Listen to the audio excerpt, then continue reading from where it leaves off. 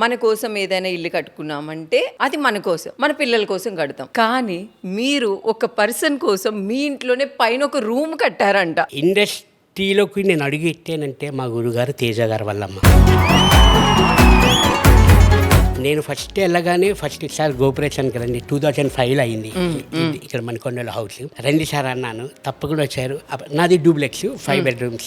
వచ్చారు, చూశారు. నాకు వచ్చిన షీల్డ్స్ అవన్నీ నేను ఒక రూమ్లో పెట్టుకున్నాను, తేజ గారి ఫోటో పెట్టి. ఎందుకంటే మనం గురువుని మర్చిపోకూడదు ఎప్పుడూ. ఈరోజు ఇక్కడ ఉన్నాము అంటే మన గురువు గారు వల్లే 100%.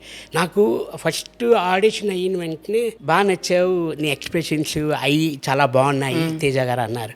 నేను చేసే 5 సినిమాల్లో నీకు అవకాశం ఇస్తాను అన్నారు. కానీ 6 సినిమాలు చేశాను నేను తేజ గారి దాంట్లో. నేను ఏం చేయగలను ఇంకా అంటే ఇప్పుడు నాకు అతని ద్వారా ఒక నంది అవార్డు వచ్చింది, గవర్నమెంట్ బెస్ట్ కామెడియన్ గా నంది అవార్డు. నాకు ఆ అవార్డు అంటే నిజంగా ఆ టైంకి నాకు తెలియదు దాని వాల్యూ. అంటే నంది అవార్డు అన్నది ఇస్తారా అన్నది నాకు ఐడియా లేదు, అసలు తెలియదు. గవర్నమెంట్ చంద్రబాబు నాయుడు గారి ద్వారా తీసుకున్నాను నేను, దానికి వాల్యూ తెలియదు. ఆ వాల్యూ తెలిసి నాకు ఇప్పుడు తెలియని ఫీల్డ్కి వచ్చి మనం ఇక్కడ ఒక సుమన్ శెట్టి అంటే తెలిసిన వాళ్ళు అందరూ ఉన్నారు ఇప్పుడు ప్రెసిడెంట్.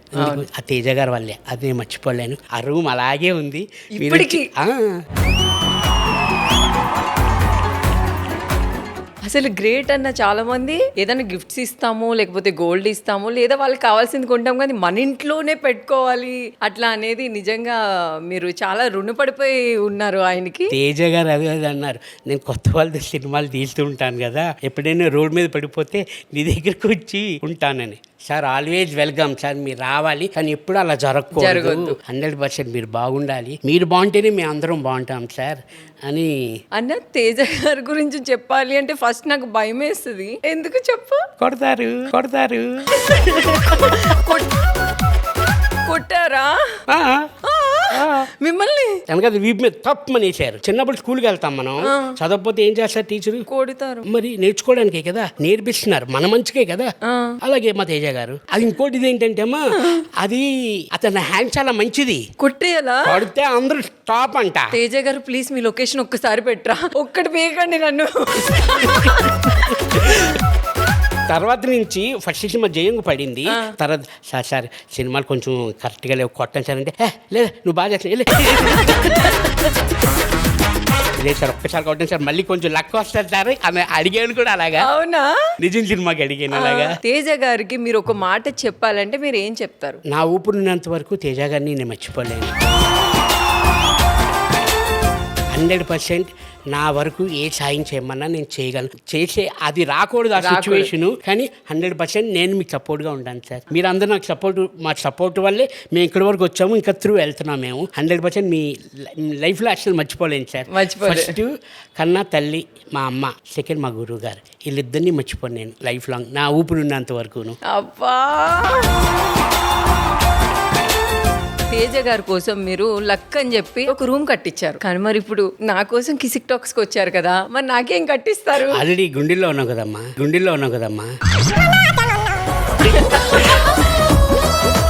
అన్న గుండె వదినన్నారు. సగం వైఫ్, సెకండ్ అన్న గుండె గదులు అనుకుంటున్నారా, అది గుండె అనుకుంటున్నారా? గుండెలో ఎన్ని గదులు? గుండె నా ఇష్టం, నేను ఎంతమందికైనా పంచుకుంటాను అంతే. నాకెంతో ఇష్టమైన నా ఫ్రెండ్ విజయవాడలో ఉంటుంది. ఆ అమ్మాయి మీకు పెద్ద ఫ్యాన్. అయితే ఒక్కసారి ఆ అమ్మాయి కోసం ఒక్క డైలాగ్ చెప్పాలి అంట. మీరు చెప్తే వినాలి అని ఒక డైలాగ్ ఉంది కదా మీకు, అది మీరు సేమ్ ఎక్స్ప్రెషన్ తో, సేమ్ అదే ఫీల్ తో మా కోసం, మీ ఫ్యాన్ కోసం చెప్పండి అన్న. చెప్తే అర్థం చేసుకోవాలి. చెప్తే వినాలా, అర్థం చేసుకోవాలి?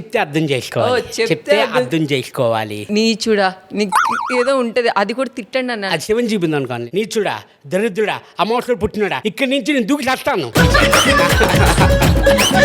అసలు మీది ఒకలాంటి వాయిస్ ఉంటది కదన్న, ఆ వాయిస్ తో నాకు ఒక్కసారి కావాలి. మన ఇద్దరితో ఒకేలా ఉండదమ్మా వాయిస్.